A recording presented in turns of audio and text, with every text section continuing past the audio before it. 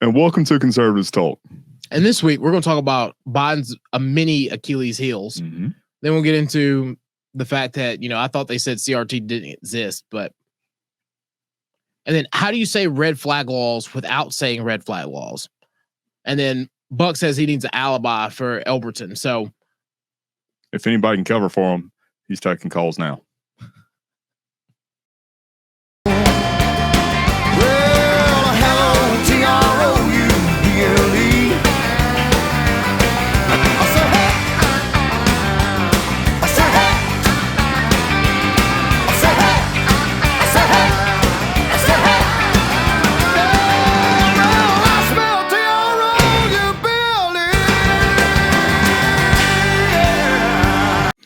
And welcome back to Conservatives Talk. My name is Justin. And this is Jamie.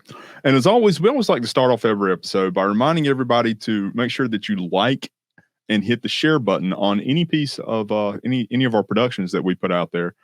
By hitting like and sharing, commenting, whether you like us or not. We love our haters out there. Thank you to all of y'all.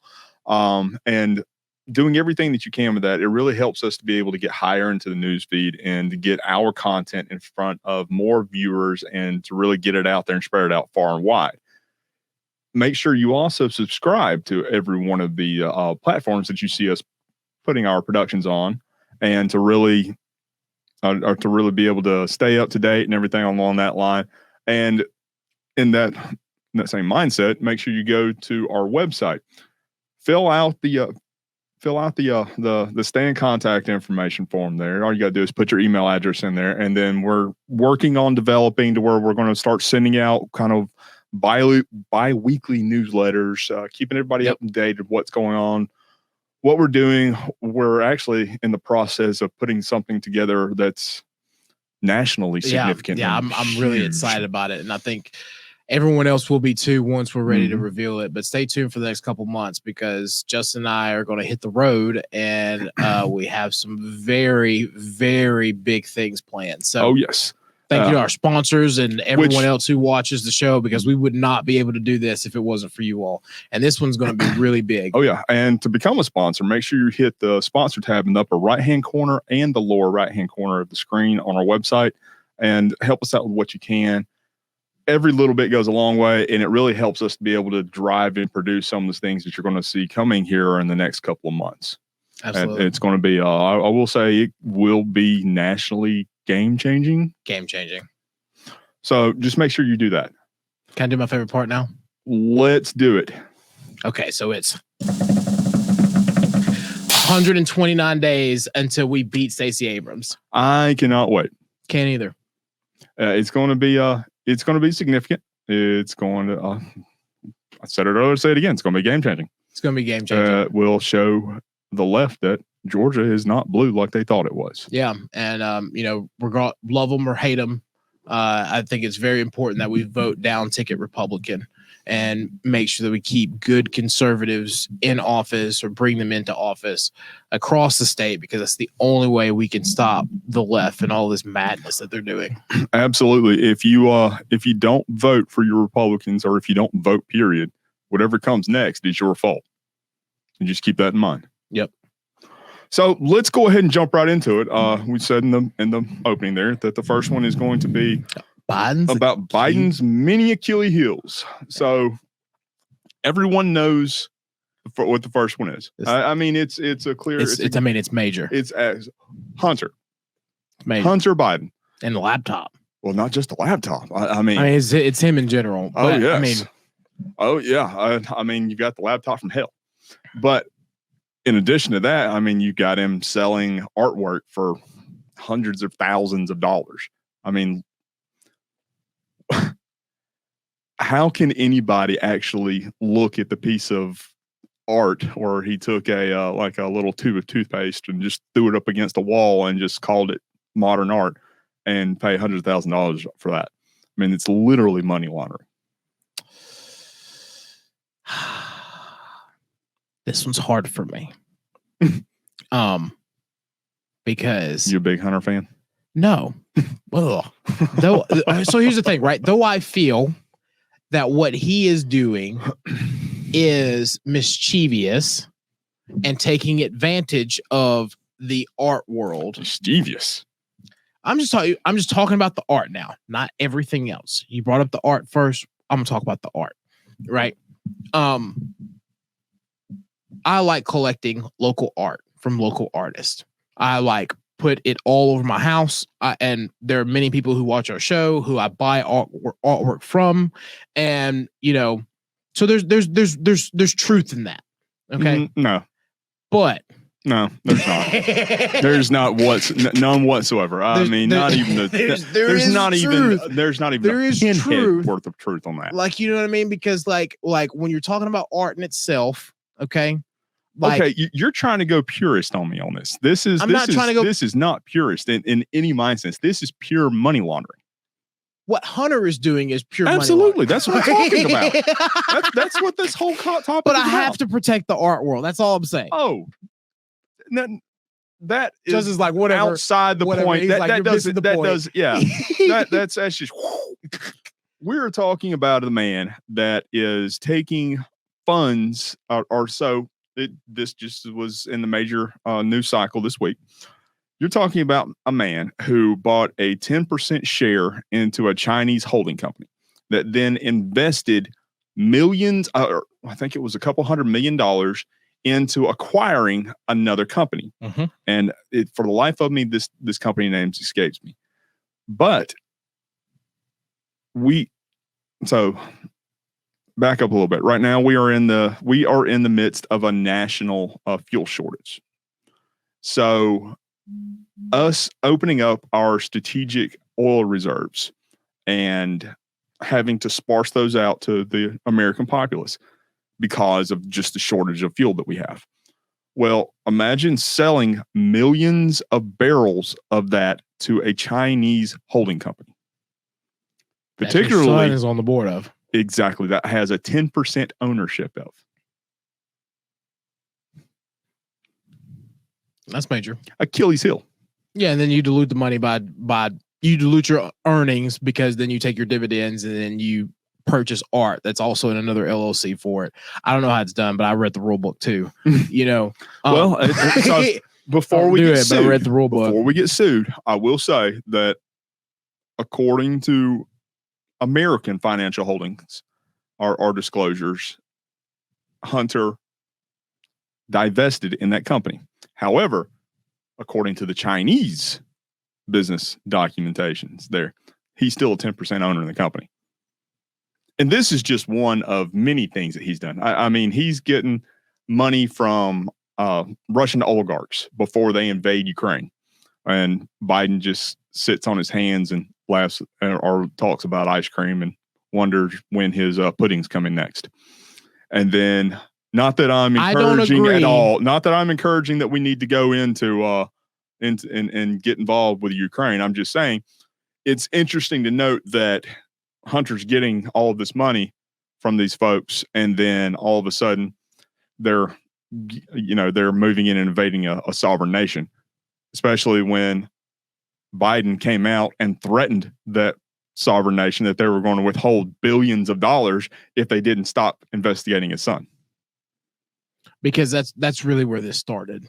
Was when Hunter and the oil company that he was with started to have legal issues with the nation of Ukraine, and kind of reminds you of another family political dynasty. That's really where this began. Well, with the Bush Senior, and Iraq and Hussein, and then moving into the shock and awe campaign.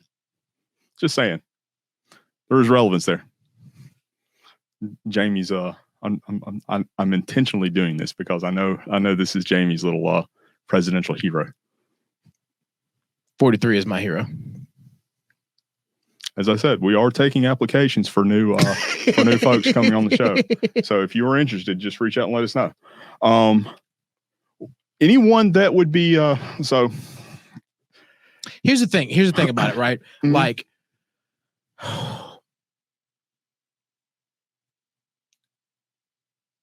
think about it.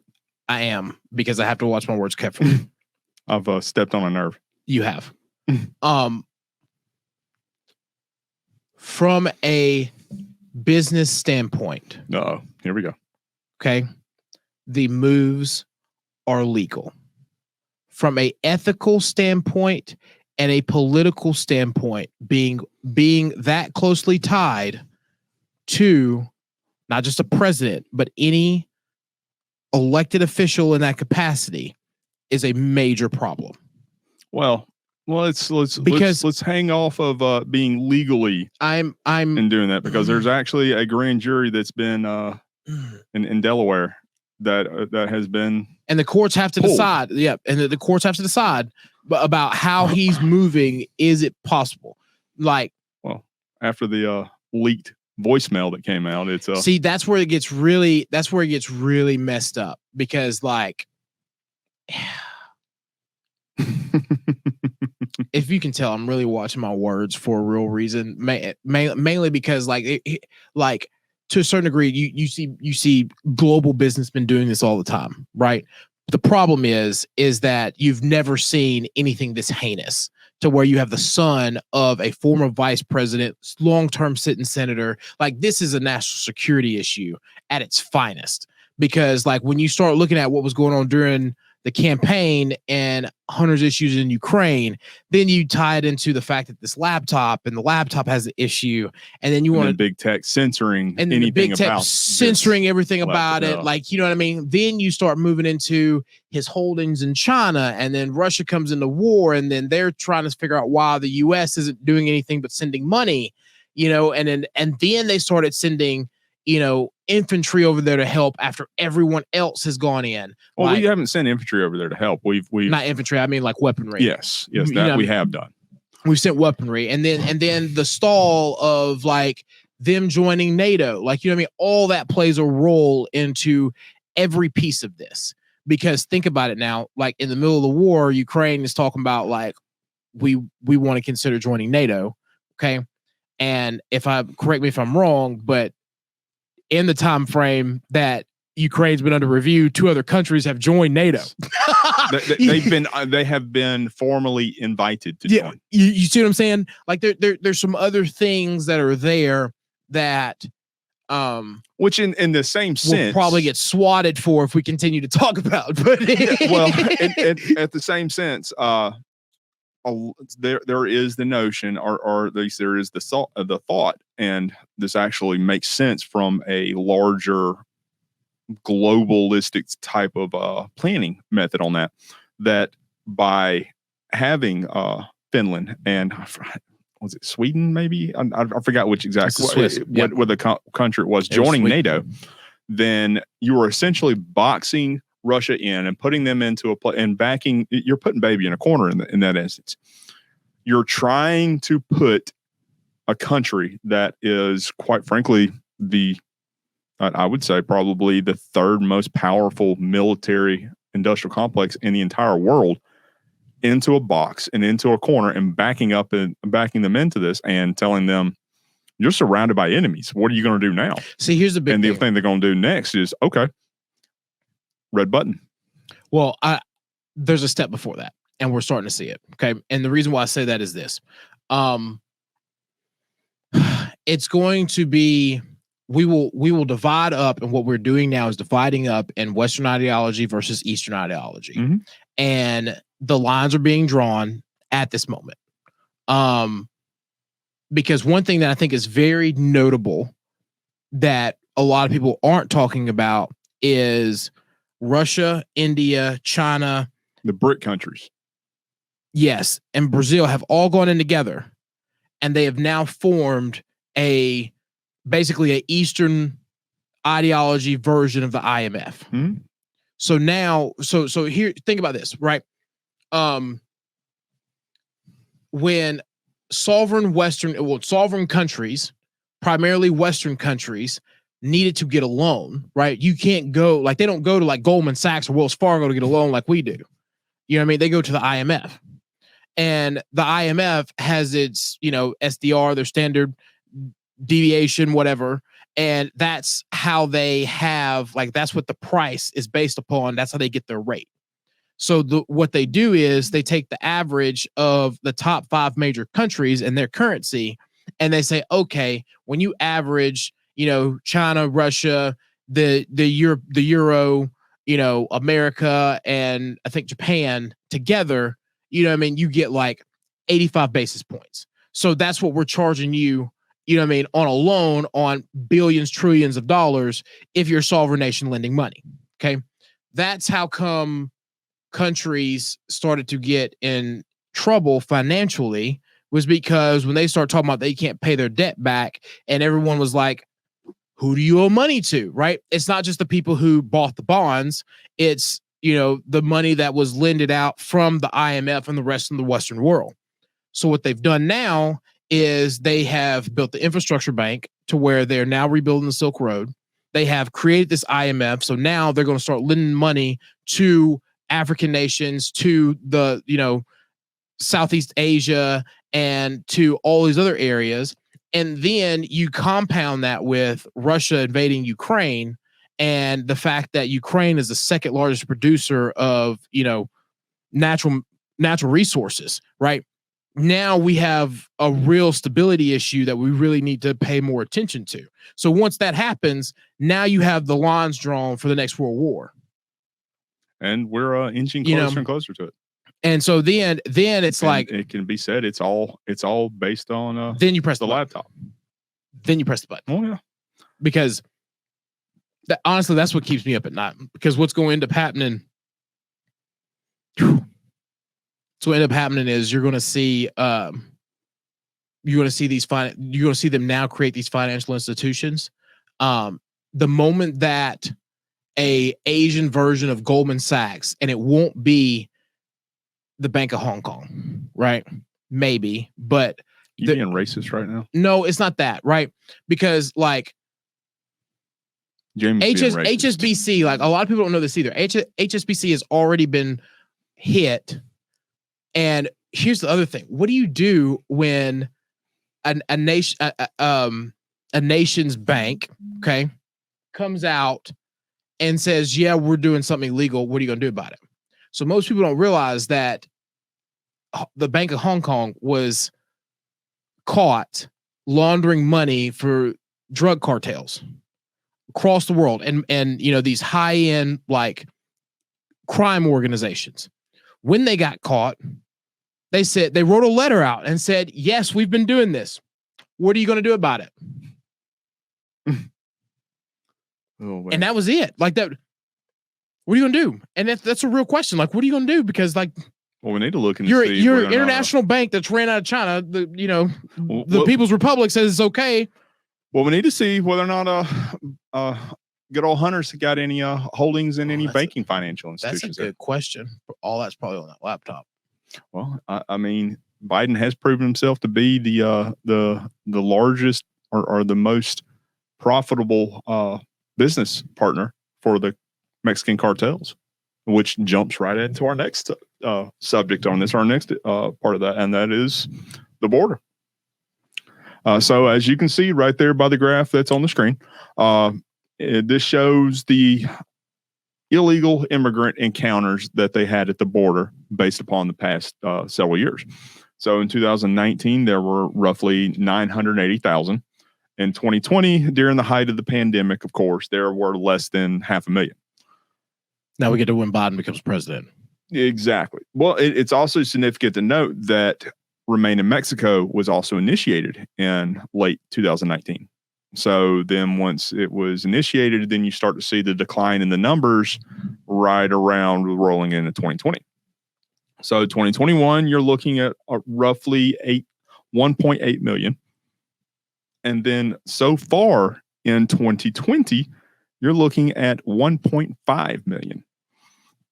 And we've just like we're 2022, yes. In 2021, right after Biden, it was 1.7, almost 1.8.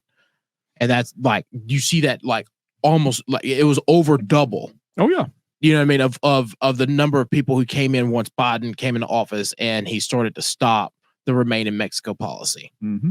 And then now we're halfway through the year and we're already almost at the same number as last year. Yes. Yet the White House spokesperson, Karine Jean-Pierre, says that the borders are closed.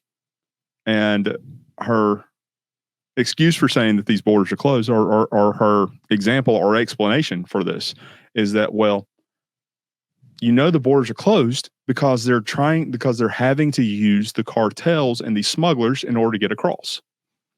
I don't understand. I don't understand when I heard that news article. Well, I heard that on the news and read more detail about in the article, but like I don't understand. Try and explain that one to us. Because you're sitting here saying, "Oh well, we don't see these 1.7 million people that cross the country illegally because the cartel didn't bring them in because they're being smuggled in. But yet they've been contacted directly by the Border Patrol there.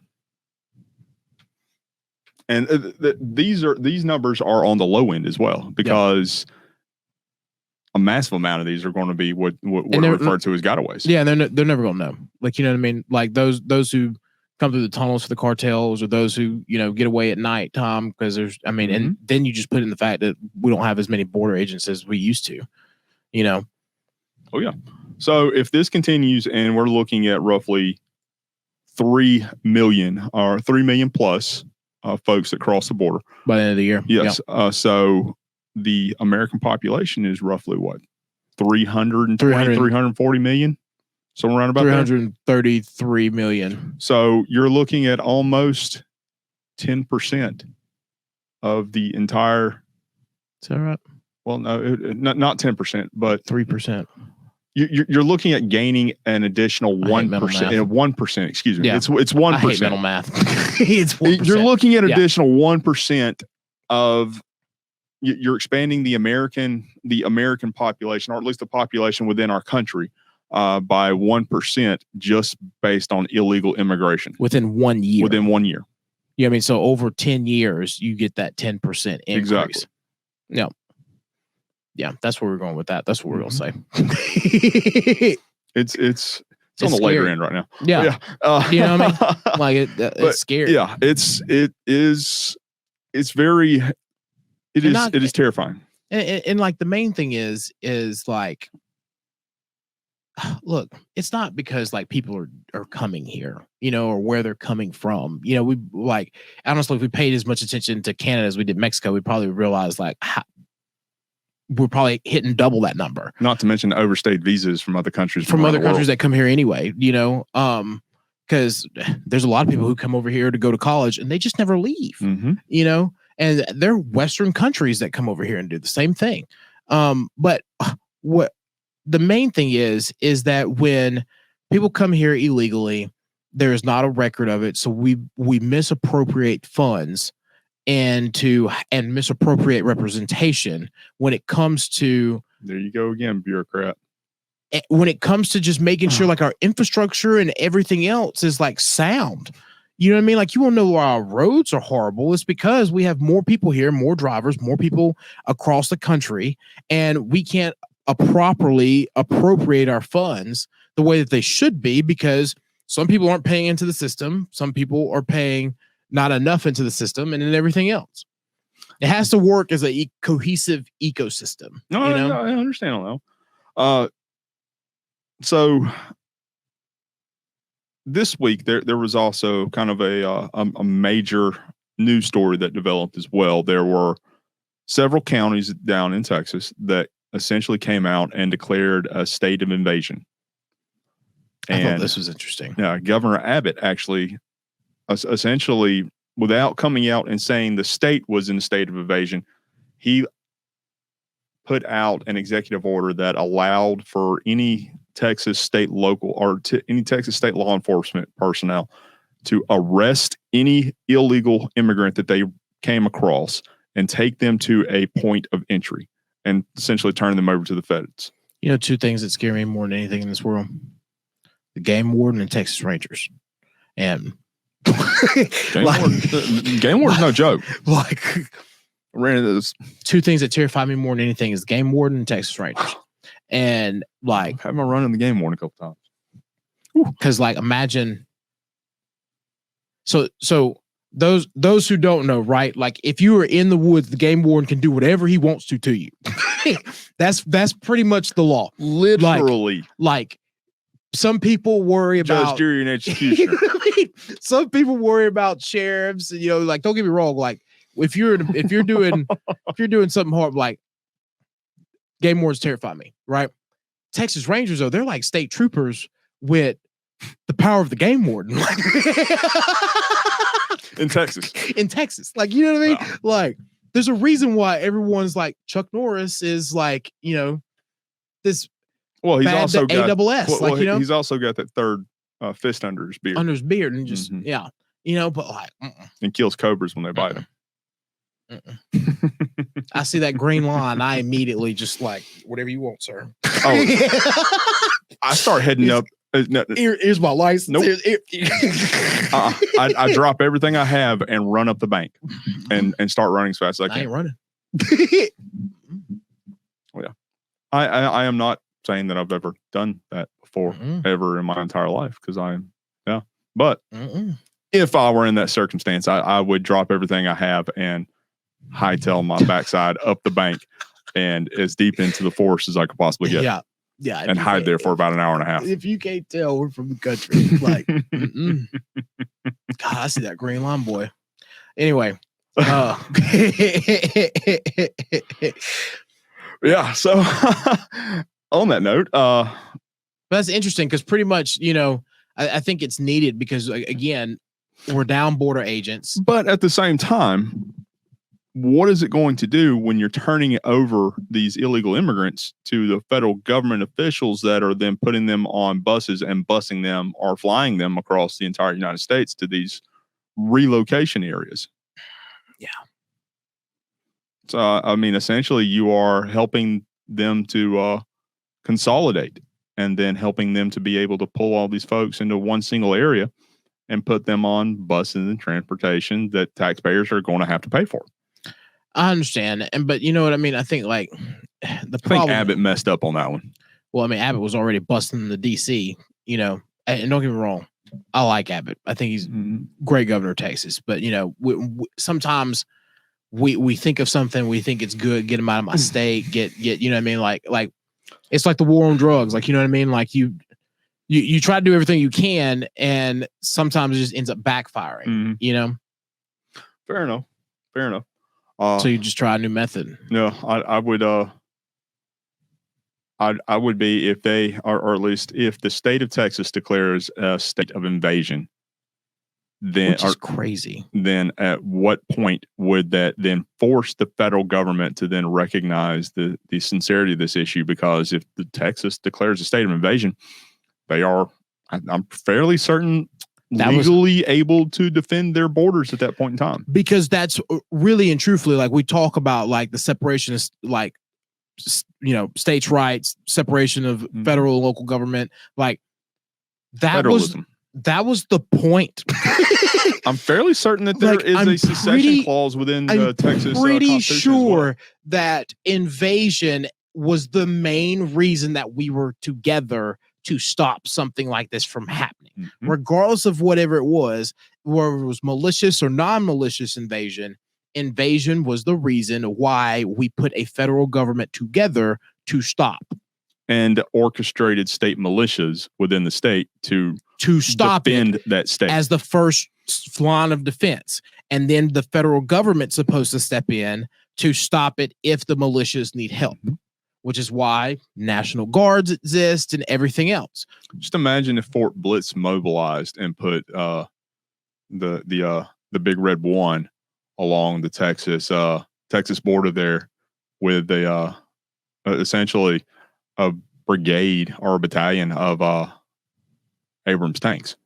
See, now you got me thinking about, like, I guarantee they'd stop the border crossing there. How I imagined if all 1 million people showed up to Area 51. You know what I mean? Like I was getting word that like they were doing briefings on like, okay, like we have to take this serious. Here's what we do. I'll never forget. I got one message that said, JP, look at this. If they ever do that again, we're going. No. Oh no, we're going to we're bringing the camera. I'm not saying we're going across I'm not saying we're going on federal property. I'm saying we're bringing the camera and we're filming to watch, see what goes on. I hear you, but you know what? Like, no, I can't do that. Sorry. Like everyone. Look, I'm all for states' rights. I'm all for limited government, but there is a healthy distrust in me. But I am not naive to the fact that our federal government will take us out if it needs to. You know what I mean? Like, so that's what made me worried about this whole Area 51 thing with those people. I'm like, guys, like, are y'all dumb? Like, well, obviously they're not going to. Like, if they won't even protect their own borders, what are they going to do to defend the base? That's the thing that's blowing my mind right now, is because if it was for anything else other than a political reason, like, this wouldn't even be an issue. Like, this wouldn't even be a question. They literally said if you trying to get on the space, you can be shot and killed. Yeah, like, you know what I mean. Like if they told American citizens that regular citizens, if you try to cross this space and bust in and break in, you will be shot. Mm-hmm. But because it's a political reason, 1.7 million, 3.1 million, 2 million have crossed that line, and no one bats an eye. Well, Biden did come out and say that, all of you militia folks out there want to keep your AR-15s. Just remember, we have atomic missiles. Yeah, because he ain't lying. Mm-hmm. I mean, he's more against the American citizens, the American population, than he is anything else. You know, there's a video clip that this reminds me of. Really terrified the hell out of me. Like, not gonna lie. And I'm going to tell this to everyone else too. Okay. You want to see something scary, and you want to see what, like, people ask me all the time, like, why wasn't I as a black man not thrilled about Obama? And it was like, for the historic factor, I was like, okay, like, I get it. But then when you, like, really dabble into it and look at the policies and look at everything else that came out around that time, I started getting terrified. Okay. One thing that always makes me even more terrified is look at, I don't even want to necessarily call it propaganda, but look at what major companies are doing during that time frame that kind of, like, puts into it, whether it's coincidental or propaganda, like that. We're going to put those hats back on here in a minute. I know, right? Like, I'm Jamie's here. Squirt. Anyway. We are skirting the edge on that one. Yeah. But, like, so long story short, MTV came out with a commercial. Okay. A series of commercials, and two in particular. One was a family hanging out, having game night. And then next thing you know, their door gets kicked in. There are people, like, coming in with guns, and then they bring them all out. There's a helicopter spotlight going above them. They put them all in the back of, like, this truck. And then it stops, post a picture from the Holocaust, and it said the Holocaust happened to people like us. It's a commercial. You can still find it on YouTube. Okay, I'll have to look that one up. Then there was another one. We'll have to play that one on the show. There was another one, same mind frame, but it's on a subway. People are riding the subway. Everything's fine. They stop at a station. They pull everybody out. They load them up, and they said the Holocaust happened to people just like us. And I'm sitting here thinking, like, you want to take my guns, and then MTV is showing me commercials like this, and then they're telling people that, like I'm like, the signs are right here. You can literally go, like, they stopped running these ads, like, live. They were running them on the air. They no longer run them, but you can find them on YouTube, unless YouTube is taking them down, probably after we release, like, this video is released. But it's going to be a massive search on that issue. Like, what? What? And you want to be okay with this? Well, you gonna load me in the back of a truck? Well, discussing the topic of trucks and guns. Another one of Biden's massive Achilles heels is, of course, the Afghanistan withdrawal. Awful. Yes. Got 13 fellow brothers killed. That we know of. Yes, that we know of. That they are willing to admit, or at least that media is able to get proof of, leaving untold billions of dollars, millions, or quite frankly, could be billions of dollars. In all honesty, knowing how the industrial military complex is, billions of dollars. I heard something like north of, I think it's 30 billion, somewhere around there. Well, I heard closer to $80 billion worth of weaponry. Well, I mean, either way, Blackhawks, the tanks. Yeah, I mean, yeah, standard M16s, everything. Mm-hmm. Yeah, not to mention, So one of the major, and this is coming from my background in this, one of the major advantages that the American military has over every other country in the entire world is our ability to conduct nighttime warfare. Yes. And that's because we are able to essentially, our night vision capabilities are leaps and bounds above everybody else's. Well, they left that hardware there for those guys. So now they can steal the technology. They have this, well, not just steal the technology, they are able to use the equipment that we were using at that point in time. They have the same advanced hardware and capabilities that we were using at that point in time in those bases. So we essentially gave them the keys to conduct one of the most strategically advantaged combat operations out there. See, that's that. And that's it. In all honesty, that's the biggest thing to me is the fact that we essentially put them on the same level that we are. So you saying that reminds me of like I've always been into politics. Maybe because my birthday usually falls on election day. My birthday falls on this weekend. I was born on election day too. Anyway, so Civilization, I don't know if you ever played it. Civilization, the game, was like always big to me. And I think about that all the time when we talk about stuff like this, because, you know, we're talking about areas that don't have a certain skill or technology that we have. You either have to trade for that. Usually what happens in first world countries, we'll trade for that, or it is taken over. We'll develop it. Well, usually they'll develop it or we'll develop it, and then you either have to trade for it or it's taken some kind of way. You know, like China and stealing trade secrets. Correct. China stealing our intellectual property, or you know, what we got out of World War II was all of the German rocketry. Yes. All the German scientists, we pretty much gave them amnesty to build all of our rocketry product. Well, at least to be able to retrieve our rocketry. The Soviets actually got all of the major rocketry or the major rocket scientists, because they were able to get unmanned missions into space before we were, because they got the scientists that worked on the actual rockets to propel them, whereas we were able to get the ones, and that's the reason why we were able to be the first manned mission to space, because we were actually able to bring back our astronauts alive. So that's that was the major thing that we gained from that. But you are correct. Yes. Yeah. We appropriated German technology in that sense.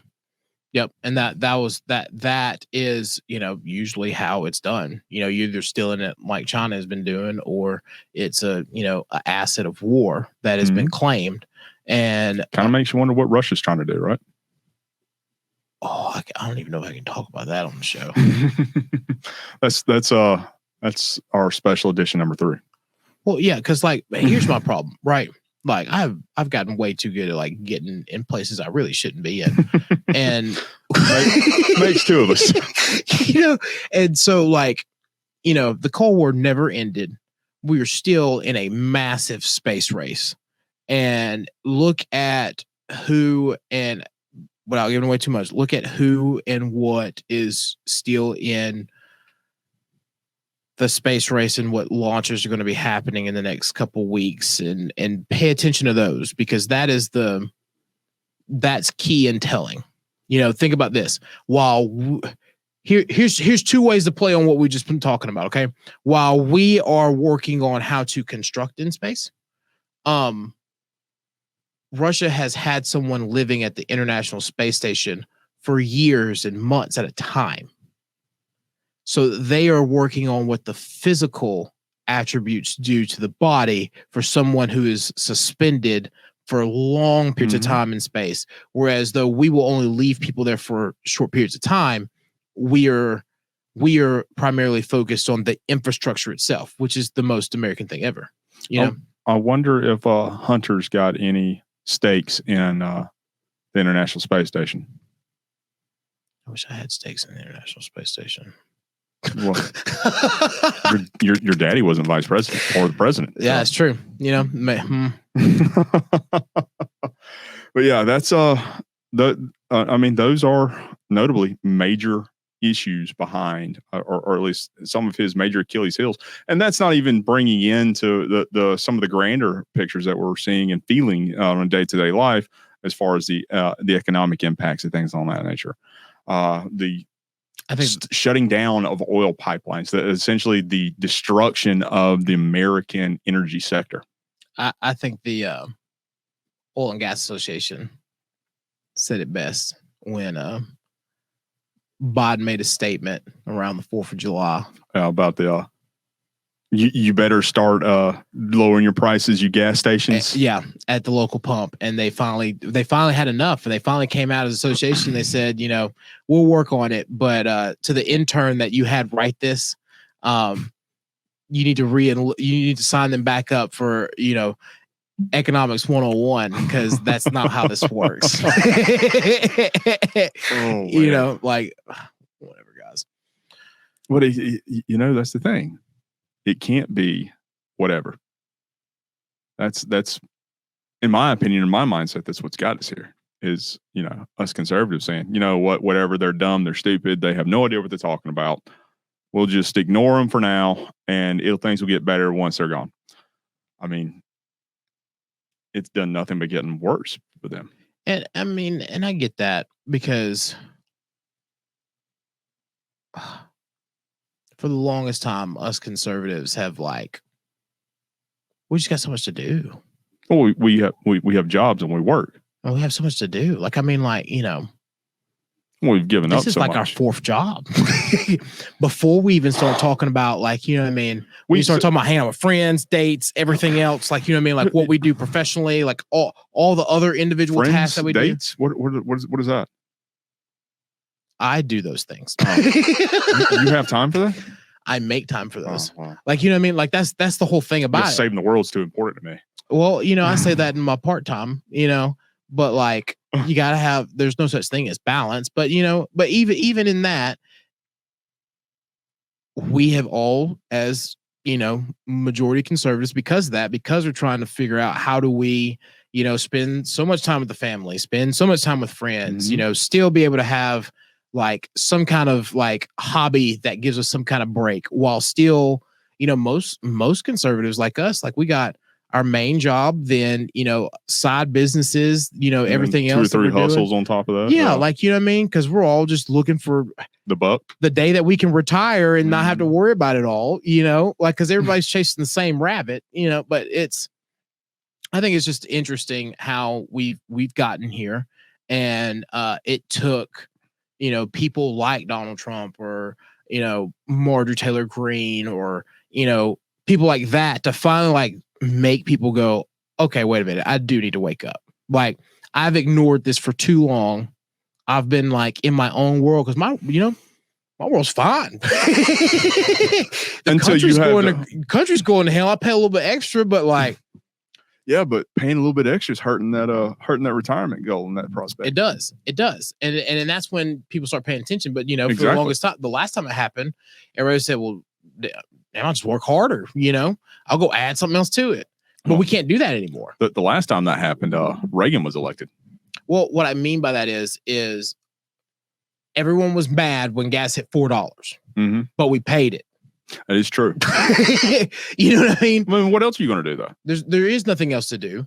We paid it. You know what I mean? And those of us who just have that, you know, hustler's mindset, we're like, damn, this just means I got to go work harder. You know, we didn't think twice about it. It just meant our expenses went up. I got to go earn more. I got to go, you know, figure out how I got to take an extra side job on Saturday instead of doing 1 or 2. You know, I may get free time in 3 months instead of next month. Whereas everybody else, like they may have felt it more, you know what I mean? And I'll say it this way. The left may say that they feel it more because they're not seeking the same things, but the impact is still the same across the board. We just look at it differently. When you tell me I'm short, I work harder. I don't gripe about it. I just go after it. You know, you don't expect somebody outside of somebody else outside of me to come up difference. and pay for my debts or anything else. Like, you know what I mean? Like, I will get on the phone or I will talk to whoever, or I will go do whatever is necessary to make sure that everything is taken care of. I'm not looking for the government or anybody else to try to give some kind of relief. It just is what it is. Gas is $5 to $6, $7 now, though, you know, depending on where you're at. Yeah. And so now it's like, now everybody's like, whoa, hold on now, because you warned us that this was going to happen. We lived good for 4 years, and now we're sitting here going, WTF? Like, I don't know if I can hustle that. I'll say it makes a significant impact. Yeah, particularly when you're on the road every day of the week, going throughout a vast area in a region, like you and I both do. And I mean, that adds up over a month. Yeah. Like we will average what, 200 miles a day, easy, depending on the day. Yes. You know, and then you throw in everything else. Like, hell, y'all got a cattle farm, you know, and then like, it's not like it used to be, to where, you know, you move some things around, go buy some more cattle and sell it for a little bit more of a profit. Like, that's not feasible anymore. Yeah, because same thing. The price of cattle has essentially just bottomed out, although the prices for the meat have gone through the roof. Yep. But what are you gonna do? Because now you got to raise grade A beef again. So then you got to figure out how you're gonna, you know, raise them and be able to sell it at the same time. And then people are going to be like, well, can't sell veal cutlets. Well, you know what I'm saying? Like, then they're going to give you hell about that. But then, thankfully, we just had the hobby farm, so it was just for family uses and consumptions. Yeah.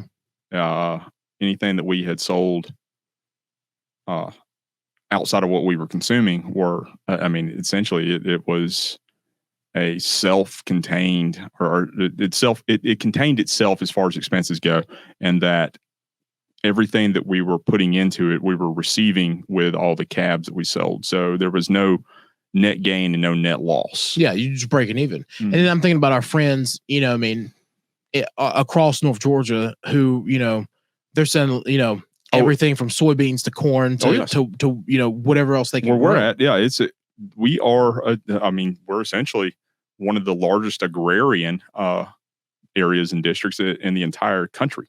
Yep. And like the fact that it's harder to get a processing plant up now. It's harder to continue to get, you know, it's next to impossible to have a process. Yeah. And like slaughterhouses are going out of business left and right. There's nowhere local to where you can go like get cut meat. You know, it's or at least there's nowhere that you can go outside the major or the major companies that do the processing, to where there's no local people that will do that, because of federal regulations that you have, there has to be an FDA agent on site, essentially for every animal that is processed. So for every animal that's processed, there must be an FDA agent there to essentially go through and make sure everything's okay to go out to the American populace. But yet we are still importing, for instance, one of the major importers for beef in the country is Brazil. Yep. So we're importing Brazilian meat and not really doing a lot of FDA processing in Brazil, but yet we're bringing all them in. Yep. And then killing the local guys. Yep. And then more and more, you know, you'll have these foreign companies coming in, or the big players, you know. That's why we need that grown in America or raised in America stamp. Yeah, you know, and there's another thing. Like, I really want to look at Wyoming. I think it was Wyoming. They have a really good agricultural and cattle piece of legislation that they just put out through the state. And I think it's something that Georgia could take a look at. I mean, there's a piece of federal legislation that's really big that would be really good. Essentially the Farmers Act. Yeah. But We've gone way well, and so something else that would be interesting to note on that. Are you aware that the city of Chicago is actually the mecca or the central of all sort of both agrarian and livestock of all types? I mean, that is the hub of the trading for that, where it goes on. Chicago? Mm-hmm. It's the commodity trading. It's essentially because all commodities are traded inside of Chicago. It's essentially the Wall Street for commodities. Yeah. Which is timber, which is agriculture, CME. which is livestock, which is all of that. All runs through Chicago, the most corrupt city in the state of America. Well, in the country of America. And because Chicago usually stop trading commodities about 8 o'clock, and then that's where, interesting enough, and we haven't really dabbled into this, but interesting enough, when cryptocurrency first became classified as an asset, right? Mm-hmm. Because the key for individuals who dabble in crypto, like I like understanding and knowing cryptocurrencies. We both got a little stake in it as well. Yeah, my cousin, runs one of those firms, and the thing about that is when it got classified as an asset, and they were like, "Oh, we classify it as a commodity." That's when it immediately shifted from being something that was highly played in New York to being played in Chicago. And that's how you started to get the ETFs that were listed on the exchange at first, because it was handled pretty much how we do every other commodity that you can compact into an ETF. Once it hit that first $1 trillion in transactions, then it was like, okay, we need to pay more attention to this. And then that's when you start to see the shift that it was. Yeah. Nothing good ever comes out of Chicago. It's essentially where we're going with that. Chirac. So let's get into the next topic that we were talking about. And that is essentially, they had been telling us forever that CRT is not real. It's not real. It's not being taught anywhere. It is the conservative conspiracy theory of all conspiracy theories. It's something that Republicans made up to attack us in education. Mm-hmm. It's something that you all are fearful of because you're a racist. Exactly. So last year, I love when people call me racist. Sorry. I'm like, you're dumb. Anyway, well, I get to say I've got a black friend, so yeah, I can't be racist. Okay. I love it when like Caucasian liberals tell me that I'm wrong about my experiences in life. Oh, okay, cool. Because you grew up in that neighborhood. I got you. Mm-hmm. You know what it's like. Yeah, especially those. Just because you pay rent, like just because like you went there and then like because you had a good life, you were able to like purchase the place and then you come in and then gentrify it. Yeah. Anyway.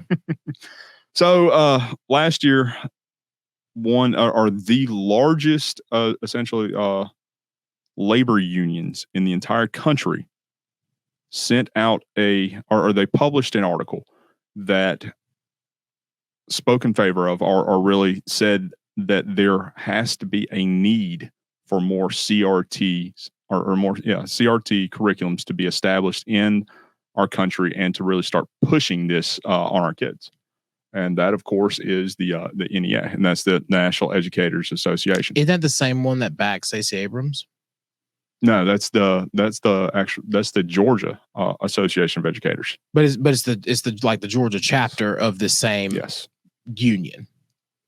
You know what I mean? So like the same. If you see what's going on here, right? The same union that was sued for essentially racism, and lost, and then had to revamp their entire charter. Mm-hmm. Yeah. Yes. So they came out with that article. And they said that there is a massive need for more CRT curriculums to be instituted in America because it is more, quote unquote, truthful to tell these children in the most impressionable states that America is a terrible place because it was institutionally built on systemic racism. Oh, God. have such a problem with this. And it goes even further than that. So just this week, they formally, in their contracts with their union members, removed all essential identifying. You can't really say they removed all adjectives that would describe what parents are. So there's no more mother, there's no more father, there's no more male, female, or man, woman, or anything along that line. It's birthing parent or parent or birth giver. Mm-hmm. So essentially, they dropped the wokeness nuclear bomb on the largest labor union in the entire country. And by having these in this contract, you know that they're only going to be contracting these woke activists. These woke activists are then going to be placed in the schools. And they're pressing for removal of the phrasing of mother and father in the classrooms as well. So a teacher would not be able to come in and talk to a kindergarten child and say, you know, your mother sure looked nice this morning. It would be, your birthing parent sure looked nice this morning. Your birthing parent. Two things come to mind. One is hilarious. One is serious. First one's hilarious, right? Because again, we reference South Park a lot. You remember? It's a great show. Do you remember the Birth Giver episode? For those of you who don't watch as much South Park as Justin and I, there's an episode to where they basically, all the kids wanted to get rid of their parents. So they said that all of the parents did something. It was the M word. Yeah. Said the M word and wrongfully touched their children. So they were all arrested and taken away with no question or anything of that nature. And basically they end up worshiping a statue of John Elway. It was a spoof of Children in the Corn. Yes. And so then they started referring to, when people came in, they started referring to their parents. They said, where are your parents? Where are your parents? Do you mean the birth givers? Oh, well, the mayor had the birth givers taken away by using the M word, but we can sit down in front of the statue of John Elway before we have to give up someone for carousel and make a human sacrifice. Yeah, make a human sacrifice. And we can talk about the time long, long ago when the birth givers were with us. That's literally what I think about. I think about, like, every time they say this, we are now pushing into an age to where there is no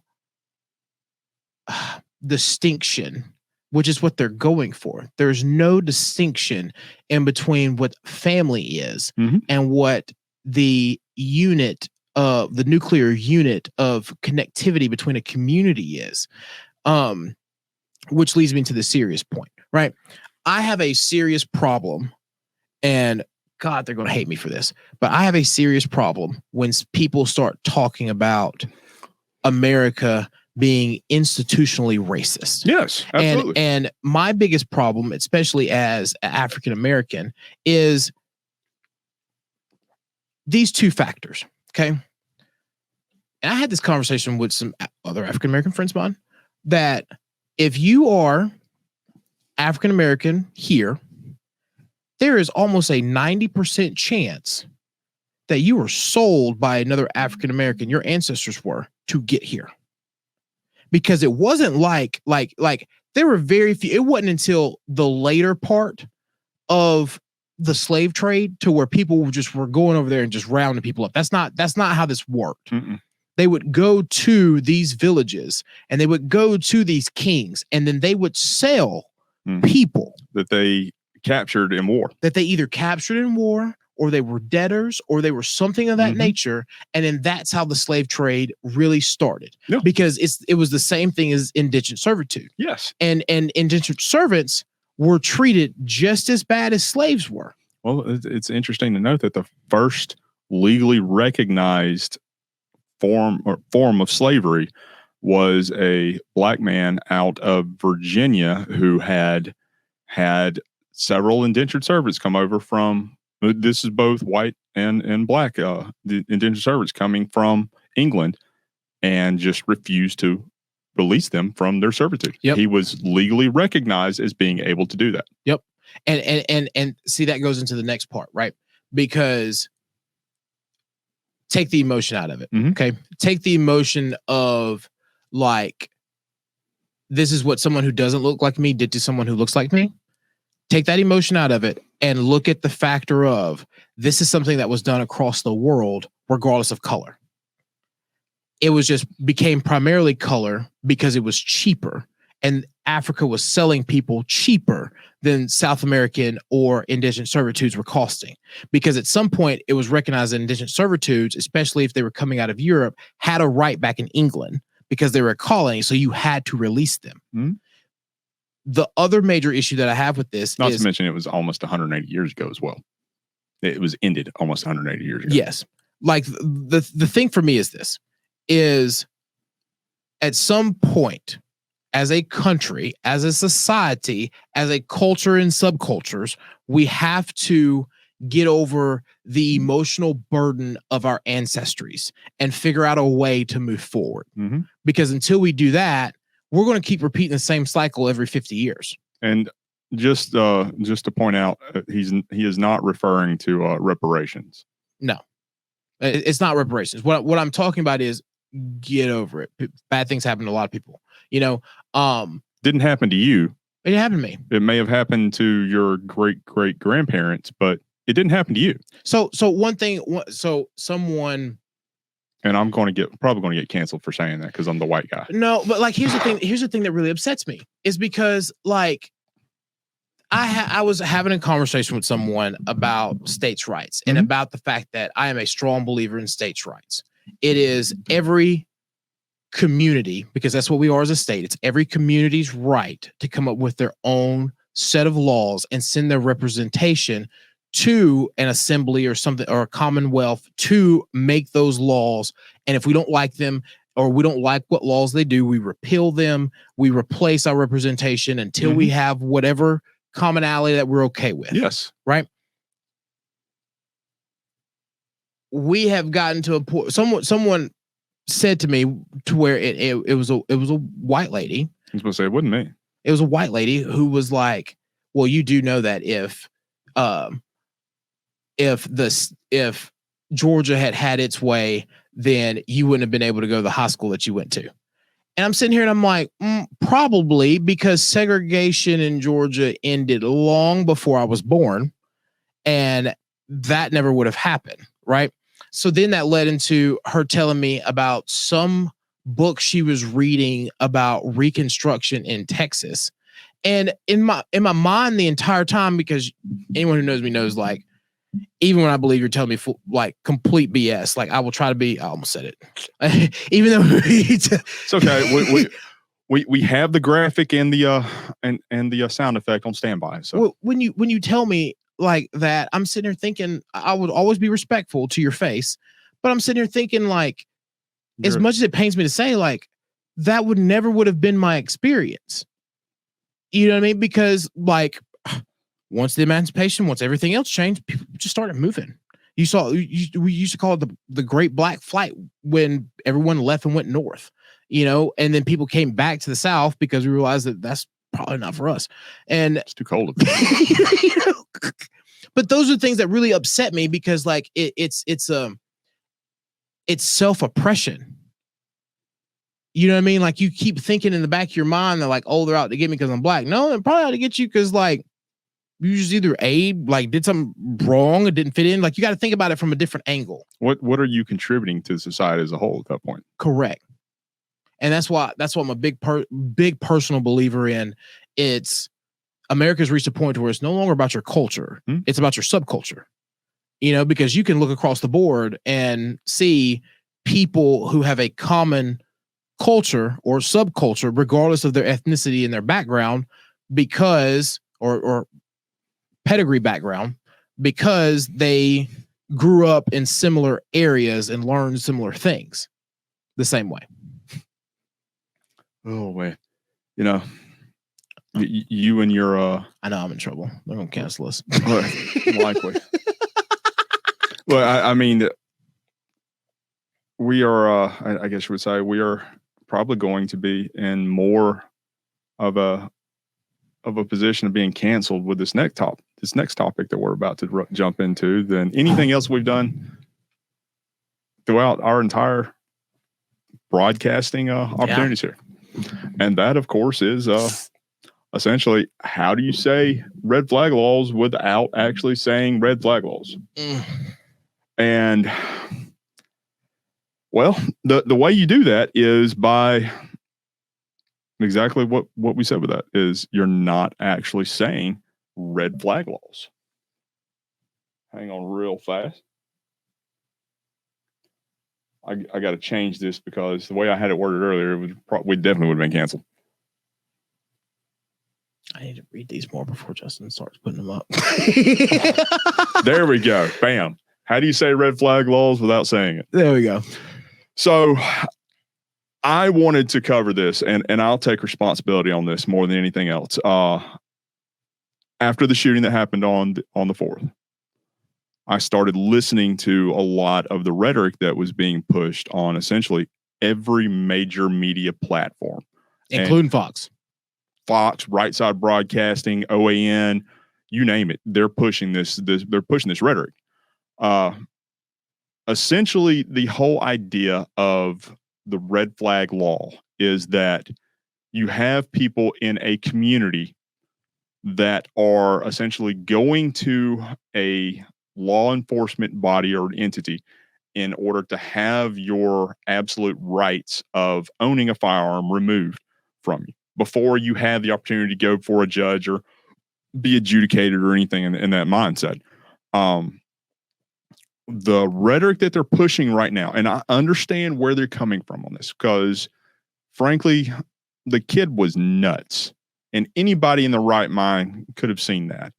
However, what they're talking about and the rhetoric that they're using and the way that they're explaining it is that they should have gone to the law, that his parents, his community members should have gone to the police, should have gone to somebody and barred this kid from ever being able to own a firearm. That in essence, that in and of itself is what red flag laws are. Like, here's what scares me, okay? They got the first half of that sentence right. It's the last part that is leading. Because when I think of that situation, the first thing that pops in my mind is they should have gone to the police and the authorities to get him mental health. Yes. Because he had mental health issues, so he needed mental help. Yes. You know, like instead of they should have gone to the police and had him removed where he could never own a firearm. Oh, okay. The dude had like 15 knives stashed across his room. Some reports were saying like it'd been like, I've got 15 knives in my kitchen drawer right in there. You know what I mean? Like, and you see this all the time in areas like the UK and everywhere else or Wisconsin. Yeah. Where like people are like going out and they just stab people. Well, not just stab people, but during a parade, driving a car right up through the parade. Yeah. Like they're, So I'm going to do this, and and Jamie might get mad at me about this because I sent this to him in a text message, and he doesn't know I'm about to do this, but I have on screen the guy that killed these folks. Looking at this kid right here, if there is not an excuse, or if this is not the perfect example for why kids growing up shouldn't be able to self-correct themselves or self-correct their peers, I don't see another example of it. I don't. I guarantee you. I am. Because you and I growing up, had we done anything like that, we'd have had our back ends put in a sling nearly every single day. Well, I am all for expressing yourself as an individual however you see fit, but there are social norms that I think people need to pay attention to. You know what I mean? Like I said, Jamie, that's going to put Jamie in a tight position because him being the bureaucrat. I mean, like here, I don't know. Like I was bullied as a kid, you know, for a while, and to the point to where like now I'm friends with a lot of my bullies, and it got to a point to where because you weren't doing that. I did. Well, you're not doing that now. Yeah. Like, and it was like the way we looked at it is like there are social norms throughout life that a lot of people just have to adhere to. It doesn't matter like what you look like. It doesn't matter like who you are, what you do, but you're really trying to walk a tight line right now. I see it on your face. I am, but they're like, damn, just don't like do nothing crazy, which leads in the same line. Justin, I was when we first started talking about this in this segment, there were things that I brought up that happened in my elementary school. Yes, absolutely. Well, not my elementary school. It was middle school to high school. We had a lot of situations at my middle school and high school to where people were threatening to come in and shoot up the school. They were threatening multiple bomb threats, like all this other kind of stuff. And to the point to where a lot of the high schoolers were carrying guns, to school and put it in racks in the back of their car. Can you imagine if kids did that now? Anyway, and telling all of our friends, older brothers were telling us, like, if anything happens, get your tail here, like, like, and then we'll shoot it out however we have to. Yeah, we did the same thing, except we didn't carry it for the self-defense. It was just, we happened to go hunting that morning and they were just in the back of the truck that day. Yeah. Like clear as day. Which is a normal thing, especially for us growing up. It was, yes. Whereas like, I don't know, I went to a decent high school, but it was just the era that it was in that was pretty weird. But, back on topic, like there's some things that like people have to take. There's self-responsibility, and then there's responsibility that you have to take for people that you care about. If you honestly care about somebody and you see them struggling, don't just sit back and be like, oh, they'll be fine, or talk about them behind their back, which is what a lot of people do. Like, say something. Get them help in the community. Get them help. Like, you know what I mean? Don't try to take away their rights, but like acknowledge that something is going on. Mm-hmm. People dye their hair randomly. People don't randomly dye their hair for no reason. You see what I'm saying? It's one thing for people to change their hair color because they're getting ready to go for an event. They want to do something special, like all sort of kind of stuff. And it lasts long. Like once a year for the state wrestling tournament, every wrestler would dye their hair blonde. It was just a thing we did. Not going to go into that because that gets real weird and cultish. It's real weird and cultish. I'm not going to say that. But it's a known thing, right? In the state of Georgia, every wrestler, sometimes their coach, dyed their hair blonde. It's just what we did. Not even going to touch that one. Not even going to touch that one. As a matter of fact, we're going to go ahead and move past that one. So another thing that really kind of stuck out that frankly should have been something that would, yes, that should have set off some alarm bells, but still nothing that would have raised to the level of removing this guy's ability, was that the fact that he would post pictures of the sex doll that he kept in his room, and that he would be driving around in his car and would be posting, that he would be posting figures with this sex doll in his car and bragging about it and everything, building a fort in front of his house. Did you hear about this? A lot of that is to say that this is all being used in an attempt to now come back and press criminal charges against the parents. But see, here's my problem, right? I've got a big problem with this. I got a big problem with everyone in this situation, because pressing criminal charges on the parents at this for what happened, that is something that is not. I don't even think that. I don't know how you make that case. I don't either, because I mean, he's a 21-year-old man. I don't know how you make that case. From a legal standpoint, like in the court of public opinion, you all have already tried his parents. The only thing I can see is that, or be able to even have a chance on that, is by bringing in the fact that his father signed off on the essentially as a, we'll call him a co-signer on his his weapons permits to be able to get these firearms.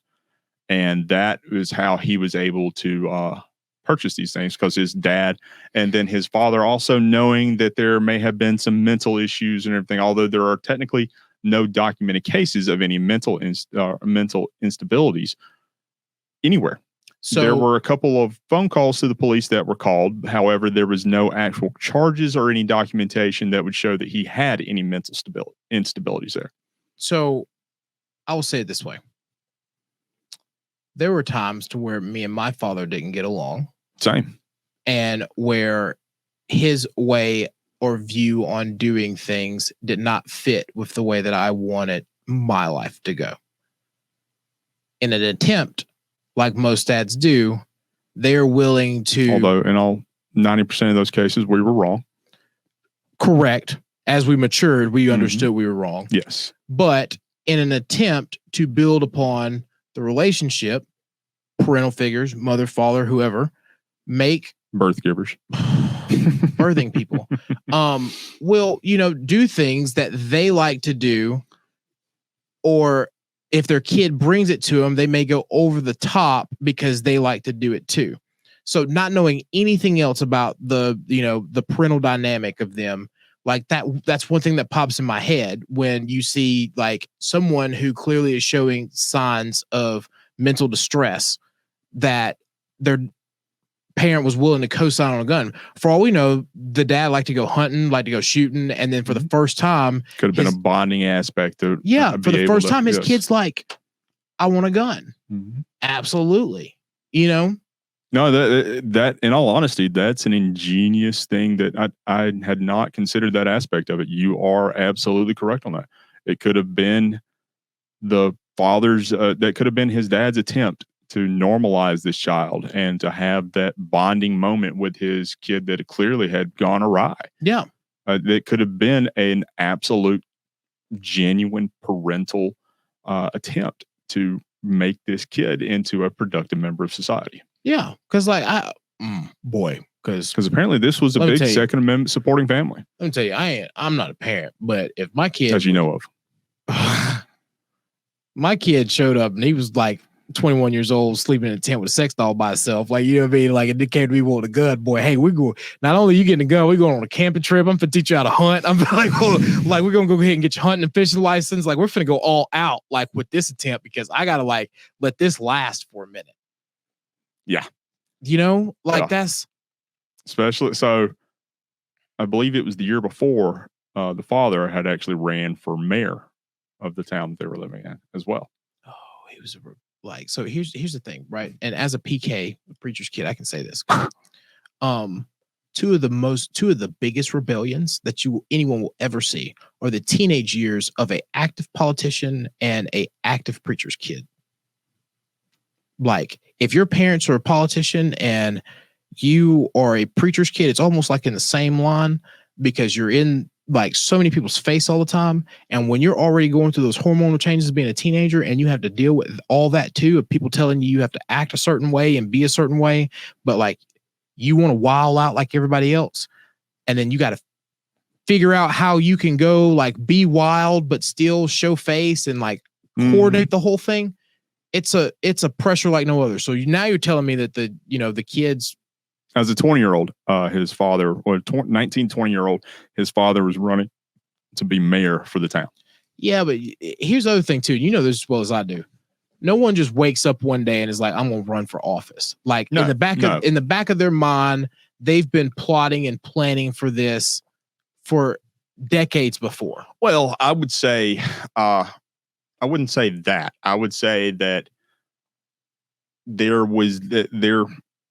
they would be heading in that direction, but then there would been they would have at least been an advocacy part of it, where they would see something that they really had a very passionate about, that they believed was absolutely wrong, that they believed needed to be changed. They would work towards that change, but then knowing how the political structure is now, they would come to an instance where they would understand that the only way or the best way and the quickest way to actually change things is to become those policymakers. So that's when that moment or that awakening decides in them, that they see that the only way that I want to change this and become effective is to actually become one of these politicians that I essentially, in most cases, have despised. Yeah. Yeah. Because I mean, there are very few well, I won't say very few, but there are certain professions that align the same way. Politician, businessmen, men of the cloth, and I would throw in nowadays from millennial term influencers, right? To where, because we haven't really seen, like, we're starting to see it. Like the first generation of children of influencers is like becoming older, right? Wait till they wall out. Or it all fits with actors' kids. Yeah. Actors, musicians, kids, like all of them follow the same kind of like, how do I hide but still be me? Well, I mean, look at what happened to Britney, and I mean, she literally lost the right to be able to even be a person. Yes. That's some scary stuff, dude. That terrifies me to no end. Like the fact that you mean to tell me that someone in my family can come up and be like, see, that's the other thing. Like people who crazy thing about conservative ships, people who push for red flag laws and like all this restriction of rights are the same people who like are in favor of what happened to Britney. I don't care what you think or what you say, like that. You're in the favor of the same thing, because that's the same thing. You're taking someone's rights because you don't want better, and you don't want to get them help. Mm-hmm. You think you know better, and if you see a sign, you're not willing to like forcefully step in on their behalf. You just rather take their rights and lock them up. Just not in a prison or in your house. Still make them make money for you, though. Oh, man. But so the whole reason why we bring up this topic in conversation is because of the fact that this is such a massive movement. We've already seen that Biden just signed in a whole new round of gun control laws. He has publicly come out and said that we need to make the or any sort of an quote unquote assault rifle. And frankly, everything that's on the market right now is nothing like an assault rifle. That right there hanging on the wall is probably the closest thing that you would be able to find even remotely close to what an actual assault rifle is. Yeah, like they're like basically treating AR-15s like they're M16s. Yes. You know what I mean? Which an M16 is an actual assault rifle. You know what I mean? Like these ain't, we're not, like no one's running around with M16s and Uzis. Like, you know what I mean? Like this in the 80s. 9s, like this ain't the 80s. Yeah. No one's running around blasting banks, you know, like they're like in the 30s, like the gangs in South California, or the 30s with the Tommy gun. Yeah, exactly. With Bonnie and Clyde and all those folks. Oh my God. Yeah, the BAR is highly, unless you have a heck of a lot of money and are willing to go for a very extensive licensing period, you're not getting a BAR. Yeah, which a BAR is what Bonnie and Clyde used. It's really interesting to me how people who aren't even novice in weaponry will come out and say, no, this is what I mean. I mean an AR-15. It's an assault weapon. No, we can show you real assault weapons because those are banned. Well, they're not banned, but they are highly hard to get for your average citizen. Yes, they are very, very, very strictly legislated and controlled. Yep.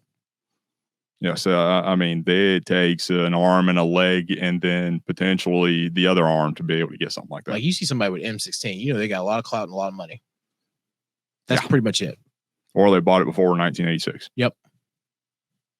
But that being said, it's the reason why I even wanted to bring up this whole conversation again is because we are seeing this renewed push for these things. I mean, even more legislators jumped on to co-sponsoring these pieces of legislation that would essentially ban and criminalize owning any sort of a firearm like we have hanging on the wall here.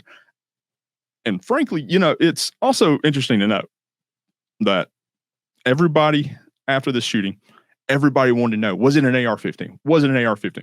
Was it an AR-15?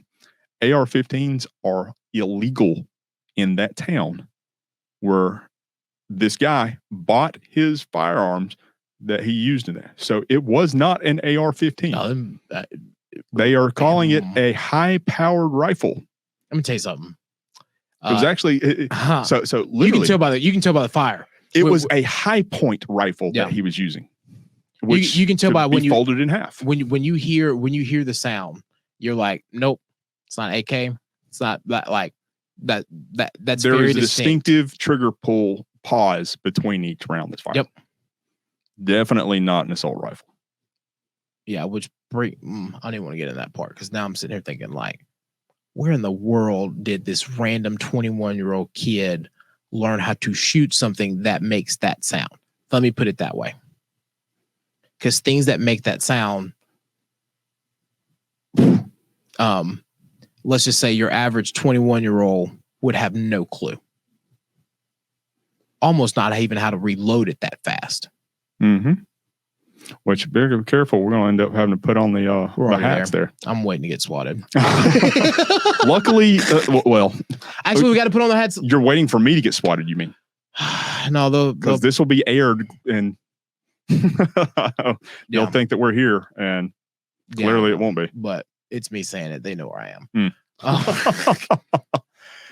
But speaking of putting our hats on, yes. So of course, Buck came to us in confidence, and as everything that Buck comes to us in confidence with, we tell you all about it. So Buck says that he needs someone to give him an alibi for being in Elberton because something kind of crazy happened. Yes, if you are unaware of this and you haven't seen it, the Georgia Guidestones were destroyed. So what the Georgia Guidestones are, it is essentially what is referred to as the American Stonehenge. They are a series of very large slabs of rock that were constructed. So as the story goes, there was an anonymous person that came out and essentially asked this guy or contracted this guy to erect these things, carve them out and everything along that line. And then the guy's name that he said that he wanted to have on the actual slabs was R.C. Christian. However, under R.C. Christian, there are in quotation marks the word pseudonym. However, pseudonym spelled incorrectly. So there's a lot of, there's a lot of hoopla that's been going around about these conspiracy has always been that, yes, because it's in 8 languages, no one remembers how they got there because they were put up so long ago that. People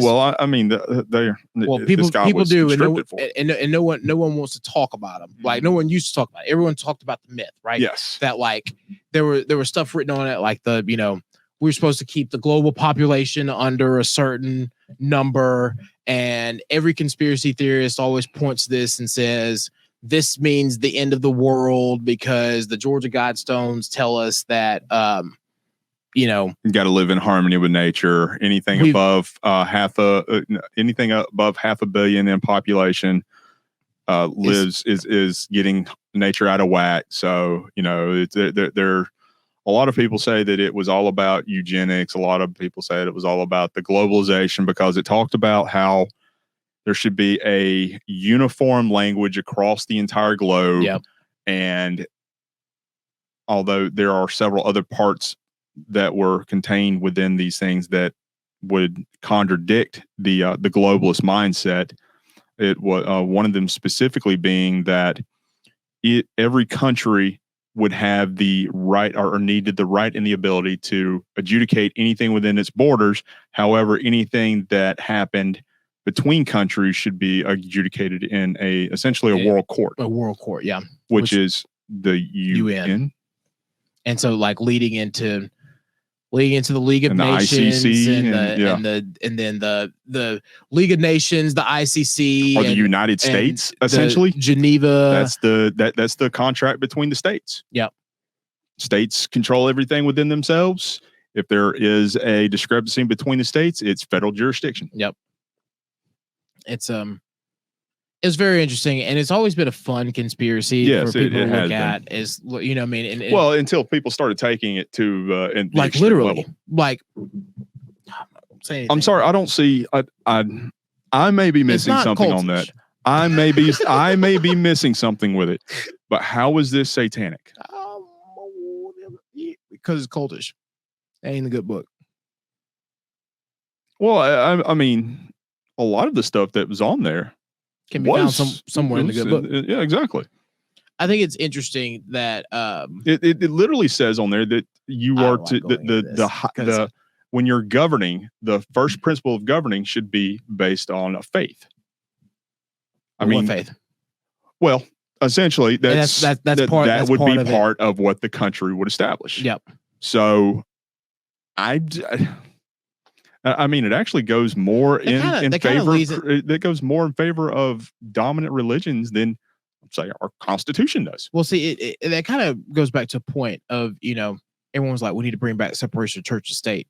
But last time I checked, separation of church and state. Never was. It was an idea, but you got to remember, it was an idea from. So I'll give you from Protestants. I'll give you who didn't want to follow the English church anymore. Well, no. So I'll give you the entire history behind that. Just sum it up real quick. That actually came from a letter that was sent to John Madison, and Madison responded. Excuse me, not Madison. Jefferson. Mm-hmm. Jefferson in response to. So the letter was sent concerned about the state of Massachusetts having certain seats allocated for the clergy. Mm-hmm. And they were concerned that under the new Constitution that several of for instance, say, since at that point in time, the states were appointing senators. So they were concerned that it would be set up within the states that the states would then be allocating a certain number of Senate seats for the clergy. Mm-hmm. So when this man wrote Jefferson wrote back and said, absolutely not, because there is a clear distinction, or there need to be a clear distinction between this church and the state. So that's where that terminology actually came from. It was a response in a personal letter from a man that was published in the books called Letters from Jefferson. And I've actually got it sitting on that shelf. And the reason was because in England, mm-hmm. the church was the state, which is the premise behind all of it. It was never to define between what government and religion mm-hmm. were. It was to define the fact that so here's one of my favorite stories about, history in itself. When you start talking about the fall of Rome and the Emperor Constantine, right? Constantine, when he became the Emperor of Rome, he then first tried to move the capital to Constantinople. Mm-hmm. At the time, the Roman Empire was so weak that they were looking at what they could do to try to build things up. And so they were being nice to people and things that they shouldn't. This led to the Germanic tribes moving in and coming down, and basically what we lead to is the burn of Rome. And that's what ended the Roman Empire. Was these Germanic tribes came in because they were starving, basically living in the woods, and these tribes made it all the way through Rome onto the European continent. Now, these tribes are how we get Anglo-Saxon, all these what we now classify as, Western European mm-hmm. Heritage. Okay. Where this comes from, though, is these tribes did not know how to read or write. So they depended on clergymen in order to establish laws and written, dissertation as to what the guidance for the countries, mm-hmm. What the country and what the continent would be. And so that's how the Church of England and everything else rose to power and had so much influence over the country. And then when you start to see the breakaway and the fleeing to America, that's where we get this, because there was more of a Lutheran and Protestant belief that wanted to escape the English church and that history. So that's how we get here, which what leads to the separation of church and state, because those people are thinking we will never have this error, this area in our existence where clergy will actually be able to, outside of have appointments inside the government, dedicated appointments inside the, mm-hmm. The government. They would have to be just like everyone else and elected. Mm-hmm. Yes. And up until the 14th Amendment, states would have actually constitutionally been allowed to appoint them just because of religion. Yes.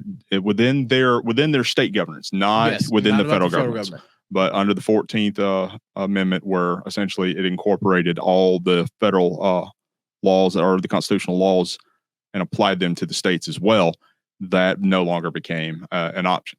But that's where it comes from. It comes from a personal letter from Thomas Jefferson, and it's not something that's, in all honesty, it's not something that is one of these. It's not a law. It's not a rule. Yes, it's kind of like a right to privacy in a sense. Yep.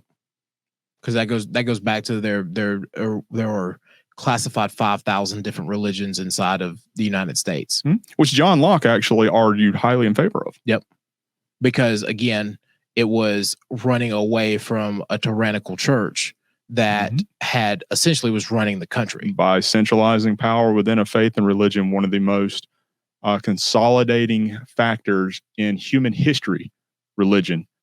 It essentially empowers an entity more than what it should have. Correct. Which is in governance anyway. Interesting enough, the fall of Rome came to the start of trying to make Christianity and everything else the predominant religion. After Rome fell, that's what happened. No. Because those priests were the only ones who survived.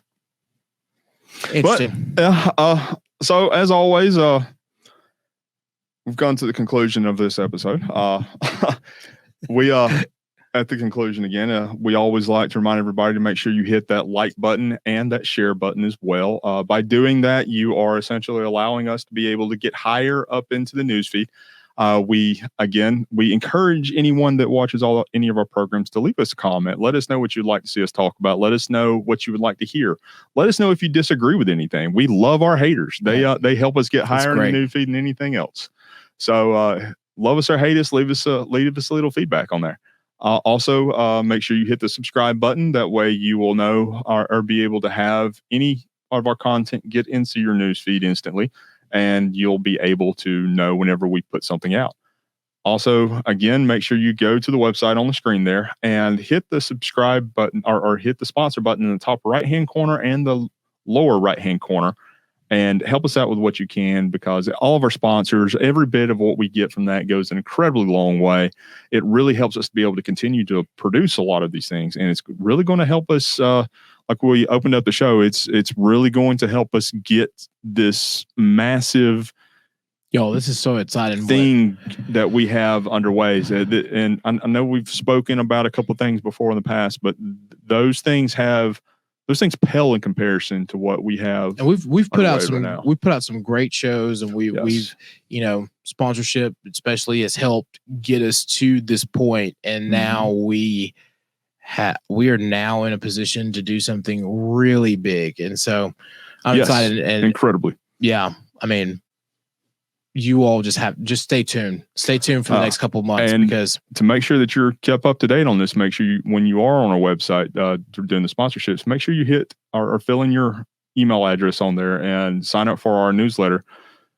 We're working, and then this is a building opportunity for what we're doing with this, but we are working on expanding that option to where we're able to then reach out and stay in more constant communication with you, and getting everything that you are getting the information out to you a lot faster, outside of just our weekly shows and our specials that we put out. More blogs, more, local news, county specific, things like that. Mm-hmm. So let's jump into it. Your favorite part. So